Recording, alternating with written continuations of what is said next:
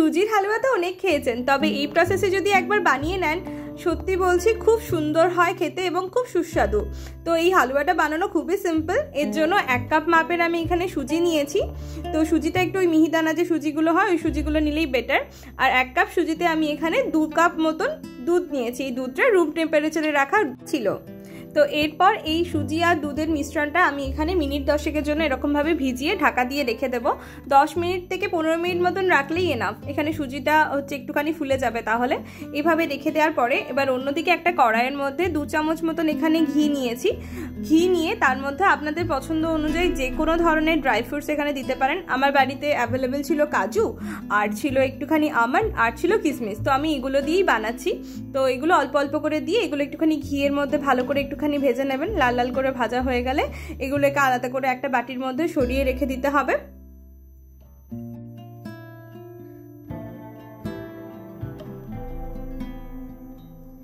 এরপর ওই একই কড়াইতেই আমি এখানে ঘি নিয়েছি ধরুন ওই 2 থেকে 3 চামচ মতন বড় চামচের এরকম ঘি নিয়েছি। আর তার মধ্যে যে পরিমাণ আমি সুজি নিয়েছিলাম সেই পরিমাণেই কিন্তু আমি এখানে চিনি ব্যবহার করেছি।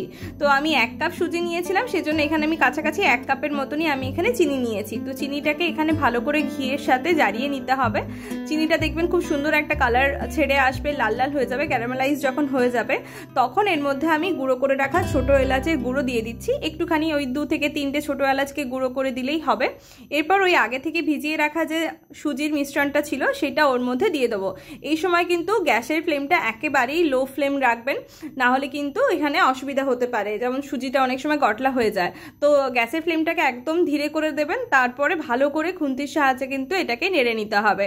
কন্টিনিউ কিন্তু খুন্তির সাহায্যে এটাকে ভালো করে নাড়তে থাকবেন, যাতে কোনোভাবেই কোনো সুজির গটলা না থেকে যায়।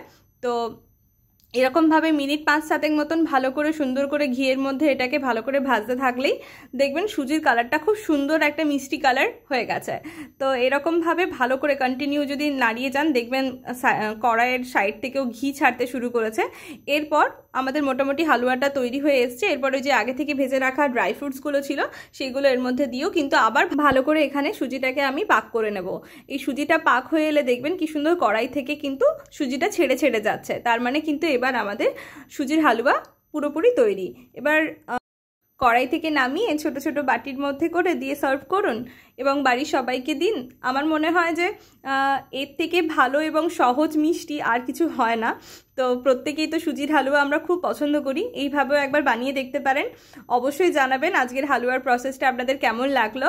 আর যদি ভালো লেগে থাকে অবশ্যই কিন্তু আমাদেরকে একটা কমেন্ট করে জানাবেন এবং একটা লাইক করবেন। আর আমাদের এই চ্যানেলটাকে আরও রেসিপি দেখার জন্য সাবস্ক্রাইব করবেন। ধন্যবাদ।